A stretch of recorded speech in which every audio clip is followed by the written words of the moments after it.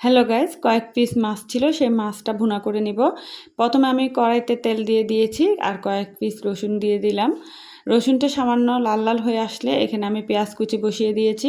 পেঁয়াজটা আর রসুনটা কিছুক্ষণ ভাজা ভাজা করে নিচ্ছি। অনেকক্ষণ ভাজা ভাজা হয়ে আসলে কয়েকটা কাঁচামরিচ দিয়ে দিচ্ছি। কাঁচামরিচটা একসাথে আমি ভাজা ভাজা করে নিলাম কিছুক্ষণ পর্যন্ত। তারপর আদা রসুন বাটা দিয়ে দিলাম 2 চামচের মতো, দিয়ে ভালোভাবে নাড়াচাড়া করে বেশ কিছুক্ষণ কষিয়ে নিয়েছি। এখন আমি এখানে যা যা মশলা লাগে সেটা দিয়ে দিব। প্রথমে সামান্য পানি দিয়ে দিয়েছি, দিয়ে এখন যা যা মশলা লাগে প্রথমে হাফ চামচের মতো হলুদ গুঁড়া, 2 চামচের মতো মরিচ গুঁড়া আর একটু সামান্য পরিমাণে লবণ দিয়ে দিয়েছি। তারপর এটা ভালোভাবে নাড়াচাড়া করে একটু মাছের মশলা দিয়ে দিলাম 2 চামচের মতো। এটাও ভালোভাবে আমি মশলাটা কষিয়ে নিচ্ছি কিছুক্ষণ পর্যন্ত। এরপর একটা টমেটো কেটে দিয়ে দিয়েছি। টমেটোটাও মশলাটার সাথে কিছুক্ষণ কষিয়ে নিয়েছি। এরপর আমি যে মাছটা ছিল সেটা দিয়ে দিলাম। এটা বাটা মাছ, বাটা মাছটা ফ্রিজে কয়েক পিস ছিল, সেটাই রান্না করে নিচ্ছি। তো একটু ভুনা ভুনা করে রান্না করেছি। কিছুক্ষণ পরপর নাড়াচাড়া করে দিলাম, আবার কিছুক্ষণ ঢাকনা দিয়ে রান্না করলাম।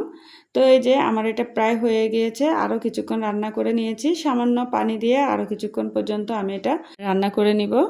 তো কিছুক্ষণ কষানো হয়ে গিয়েছে, অনেকটা পানিও বের হয়ে গিয়েছে। আর এখানে আমি একটু ধনিয়া পাতা দিয়ে দিয়েছি। ধনিয়া পাতা দিয়ে গরম গরম ভাতের সাথে